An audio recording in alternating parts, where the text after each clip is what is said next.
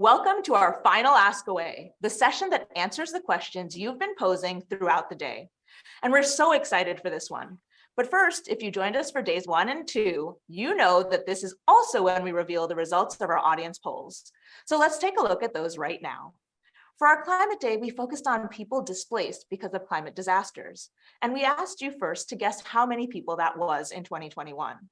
The answer was C. Just last year, 5.9 million people were internally displaced, and 72% of you guessed it right. Disaster displacement is one of the most devastating consequences of climate change, which I hope we can all agree is the defining crisis of our time. So for our second poll, we asked what action you think we need most urgently from governments, companies, and all of us to avert the climate crisis. 50% of you said we need to accelerate investments to decarbonize all aspects of our economy. 18% chose promoting green jobs and sustainable and inclusive growth. 25% want to see us make societies and people more resilient through a transition that is fair to all. And 7% want decisive action to end all fossil fuel subsidies. Sounds like the majority of you heard the call for funding loud and clear today. But it's curious that the fossil fuel message doesn't seem to have resonated as much. I know our speakers are going to have some thoughts on that. For poll number 3, we asked what you're willing to do to hold governments accountable and ensure that pledges are fulfilled. Because based on our polls yesterday, it seemed like this was one area where some of you weren't as comfortable taking action. So 12% of you said you'd pick one company or government and monitor their progress on their commitments. 9% plan to share and communicate about the pledges governments and companies have made to make sure they stay in the public eye. 25% are going to join the climate movement and protest in action if they aren't already. And 54% will agitate for laws and regulations to increase transparency and accountability. What an awesome turnaround from yesterday. We wanted you to feel motivated around legislation and regulation, and I get the sense that you do. So with that, we've still got lots of excitement ahead. Following this Ask Away, we have our official closing in conversation with Deputy Secretary General Amina J. Mohammed and co-founder of Global Citizen, Hugh Evans. So obviously stay tuned for that and more. But right now, let's welcome our speakers. Just a gentle reminder, speakers, to keep your answers tight so we can get to as many questions as possible. And let's go. Our first question actually goes to everyone. Many of our speakers mentioned that young people give them hope. What's your response to that? And is there a feeling among youth, do you think, that you're carrying the weight of the world on your shoulders for something you didn't create? Can we go around the horn, so to speak? Sophia, why don't you kick us off? And this is Sophia Kiani from the UN Secretary General's Youth Advisory Group on Climate Change, who was in our closing plenary on climate. Yeah, thank you so much for the question. I would say that I definitely think there is a feeling among young people that is incredibly like a feeling of overwhelming anxiety due to the fact that we did not cause the climate crisis, and yet we are being left to deal with the ramifications due to the fact that even though a lot of us can't vote, we're still getting our voices heard by going out into the streets and striking. I'm on my way to the climate protest in New York City right now, which is why I'm in the subway. And yeah, we love to see that. And yeah, I think that it's so inspiring to see how much optimism young people have as well, in the sense that we are so resilient and are still making the most of our resources to get our voices heard. So everyone come to the climate strike if you're in New York City, 2 p.m. I love the plug. That's also action in real time. Nisreen, do you have any thoughts on that? And this is Nisreen El Saim from the UN Secretary General's Youth Advisory Group on Climate Change. What's your sense of everybody putting this on young people? Well, I think it's of course not fair, but it's even more unfair when you put the burden on young people yet not help them at all. Not help them by building their capacities, not help them by giving them space in the table, not help them by giving them finance, and even not help them by at least give them the credit for the work they are doing. I think the problem that we are having right now is not only who's putting the burden on who, because it's natural thing that the new generation will take over what the previous generation did, but the problem is the previous generations are still putting burdens on us by not giving us the right tools that we need to in order to undo which cannot be undone do actually, the climate crisis. But what gives us hope, what gives me personally hope, is I don't have a choice. Hope for us is a lifestyle, is not a choice that we make, because the privilege of losing that hope is something we don't have. I love hope is a lifestyle. I mean, that's a mantra, if I ever heard one. But it's really powerful too to talk about having the crisis laid at your door and yet not being given the tools to sort of move forward or have other folks get out of the way, so to speak. I want to go to you, Archana Sudhrang, also from the UN Secretary General's Youth Advisory Group on Climate Change. What's your sense of this putting it on the young, so to speak, to save us? I think it's very critical, like, saying that we have hope on young people, because for me, I think it's years of marginalization, inferiorization of our identity, culture, tradition, and language as a young Indigenous women. And it's again comes down to expecting us to be there when there is, lack of support, lack of respect, lack of solidarity. So I say, like, if you have hope on us, then enable safe, enabling spaces for us, young Indigenous people and local communities, and which also comes down to have the willingness to engage in a constructive way and not only youth washing, rather making enabling leadership opportunities and positionalities for us young people. And I feel when we speak about also hope, for me, it's the hope which I hold upon because of the struggles of my ancestors, because of the sacrifices of our elders. As a young Indigenous person, I believe that we as a youth movement and youth groups have come a long way, trusting in each other and working together. So it's the young people and the Indigenous people and the local communities who give me hope, the strength and the resilience they have been holding on to. Thank you so much, Archana. And I think that's actually the first time for me personally I've heard youth washing from a terminology perspective, but it resonates so much because of exactly what you're saying and what we're hearing. Finally, I want to come to you, Seppi Gulzari Monroe, from an energy and climate commentator and director of at the Global Wind Energy Council. So when we hear this whole conversation around the young being the people to rescue us, what does that say to you? And is that a fair burden to put on us and them? Well, I'd actually like to start by giving an example of where the youth activism has actually made a really big difference. Because I know that a lot of young people around the world sometimes can feel like their efforts are not heard. But this is just to say that actually this does make a difference. Protest and activism does make a difference. And the example I will give is that in 2019, the UK Parliament debated for the climate change for the first time in the main chamber of the House of Commons. And not because of anything that industry said, not because of anything that NGOs said, but because young people, the school strikers, were going out week after week and striking. I think that was momentous, and it saw every single major party in the United Kingdom putting climate change and net zero on the front pages of their manifesto. Now, that's just one example, and I just like to bring that to the fore because it shows that these efforts are not wasted. Sometimes they might feel very frustrating, but that's just one example, and I'm sure there are plenty more that we can return to. And so it's almost taking the fact that it is being laid at the feet of young people and using that momentum and using that energy to drive change, which I think is a wonderful framing. But speaking of the climate strikes, Sophia, let's come back to you because you are, like I said, showing us action in real time. So this question comes from Jesse Rintoul in Australia, who says 40 years ago, the average American purchased 12 items of clothing a year. Now in 2021, it is nearly 6 times as much. How do we hold companies like Zara and alike accountable in practical legal terms, from manufacturing and production all the way to distribution? How can we limit this capitalism for the betterment of our environment?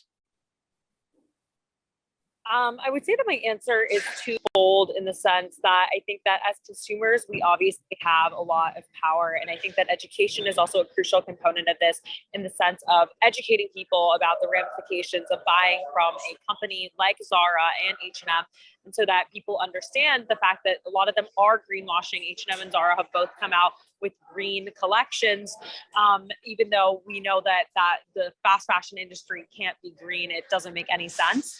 But from a more systemic lens, I think that we can tell people that the way to hold these companies accountable is through passing climate legislation. And as individuals, the way that we can get involved is through getting involved in our political processes. So going and voting for candidates that will support legislation like the Inflation Reduction Act, which is giving billions of dollars towards climate.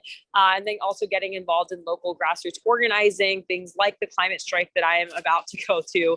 I think that's all really great way to hold corporations accountable, to go out into the streets, to march, and to have our voices heard so that they understand that we don't think that what they're doing is acceptable. And so I do think that both on the consumer spending end, there is a lot that we can do. And then also on the accountability end, there's a lot that we can do in the sense of trying to make sure that through a systemic lens, we're making sure these corporations are being held accountable. Since ultimately 100 companies are responsible for 70% of industrial emissions. So as much as it's important for me and you to do our part, we need to make sure they're doing their part. Yeah, because that is a staggering statistic, but it tells us that there's a lot that we can do to actually affect change, because it's a very concentrated problem. But I also love that you started at information, because that's the power, even just letting people know so that they can be involved in the ways that you are and so many of the other activists we've heard from. I want to go to Nasreen. We have a question from somebody who didn't give us our name, but is in Zimbabwe. What advice can you give to African activists so that they're able to hold their governments responsible for the inaction towards climate change? Demonstration has proven to be difficult in certain countries. So what can we do to go beyond that? How do local circumstances affect activism? I think one advice I will give to the African youth is to use the right tool for your context. For example, in Sudan, one of our colleagues wanted to start the Fridays for Future in Sudan. So I told them that, first of all, Friday is a weekend in Sudan. Our weekend is Friday, Saturday, not Saturday, Sunday. So, I mean, it's the name is a bit not relevant. The second thing is the striking process itself, as the ask the question from Zimbabwe, can actually take you to jail. Yet striking from school itself is not much relevant to a lot of African countries because of the school dropout and kids who are not able to go to school. In Sudan alone, more than 6 million kids at the age of school are not in school. So choosing the right way of advocating, of showing your case is the best way. For me, climate education, for example, or just education is one of the steps that will build the resilience of the communities, and working in education can be very much appreciated in countries that have a big percentage of literacy. The second thing is holding governments into account in countries that have the biggest history of military coups is really not sometimes relevant. And the best way to do that is help the government that actually have the space to help. Sometimes they want to interact, they want to do things, they just don't have the capabilities, they don't have the abilities. And normally the civil service is like really below the standard in many of the African countries. Yet we should have our own ways and tools to communicate with the government, with the policymakers, with the decision makers, to say, we understand you have challenges and problems, we have ideas, we have very innovative ideas, let's cooperate, let's work together, because working in silos is not going to work anymore. So focusing on the people who want partnerships, on the governments and entities who are actually already set up for that and open to it. We love to hear it. For Archana, from Chuck Barlow Jr. in Atlanta in the United States, how can we incorporate the Youth Agenda 2030 to increase intergenerational collaboration and economic development? I think it's really critical to ensure the youth agenda because I think it's like now when we are talking about transformation and transition and participation in the climate action movement and also decision-making spaces, if we do not have policies which are explicitly mentioning about participation of young people, then it's critical. And that's why I feel these policies and these agendas and these documents plays a very, very critical role for us, because it helps us in terms of our advocacy, and most importantly also ensure that this is not only happening on a global level, but it is also happening across the levels from grassroots to local to regional. So I feel it's really, really critical for us to have institutional mechanisms and policies. And the best part which we have for this is like, it was youth led and it was in consultation with young people.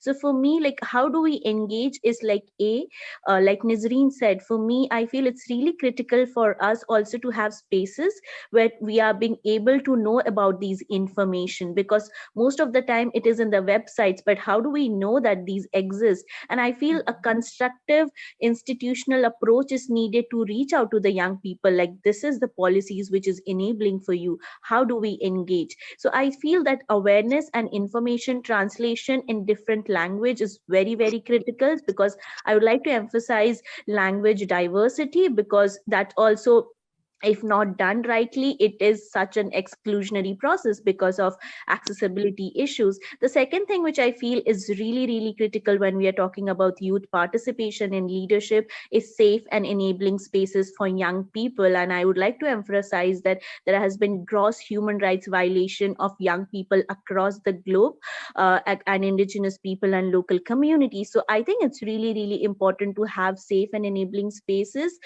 for young people to put across the perspective to engage in the spaces. And the third thing which I critically feel, that we all young people are very unique.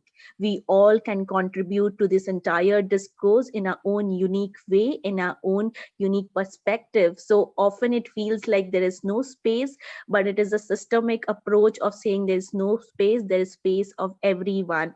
And I would like to end by saying that young people, indigenous people, and local communities should be leaders of climate action and not victims of climate policies. And that needs to be the way we approach it in every conversation. Thank you for all of that. Seppi, I want to come to you now with a question from Robert Philip McKay in Scotland.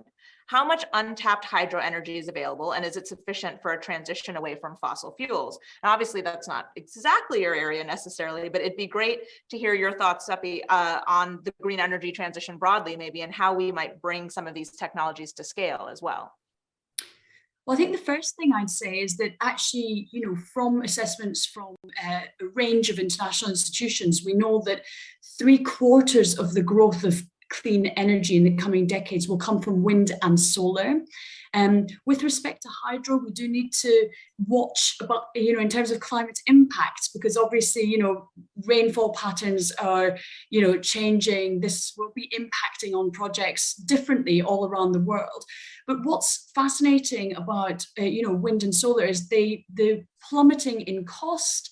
They're one of the most affordable, scalable solutions. They're here with us today, and they can reach. This is what's really interesting, is that they can provide grid scale electricity, which is big, huge scale electricity generation, and they can provide a single wind turbine can help provide electricity to a small village. There's solar microgrids that are helping communities, for example, in Lake Victoria in Kenya, to power their communities and move away from polluting and dangerous kerosene fuels, for example. So the technology's there. Wind and solar will be driving a lot of the growth in renewables. There's obviously a space for other technologies, but we have the solutions, and really governments need to just help work with communities and with industry to just make that happen. Make it happen. I think that's another headline from this entire conversation. I want to touch before we have to wrap up on just communication, because one of the things that's so striking for this audience that we are lucky enough to have in the Action Zone is that they have a ton of power and they're very motivated. But a lot of times communicating around the urgency, communicating around these solutions is really difficult to do. And there are a lot of reasons for that. Archana touched on even just language inclusion. And obviously that's work that Sophia is very focused on as well. But what are your thoughts on how we communicate about these subjects, and also how we communicate urgency specifically, and how we communicate to older generations about urgency, because obviously young people really get this, but it isn't necessarily trickling up the chain. Does anyone have strong thoughts on that? Feel free to Yes. just jump in. Yeah, I guess first of all, we started talking about hope and communication.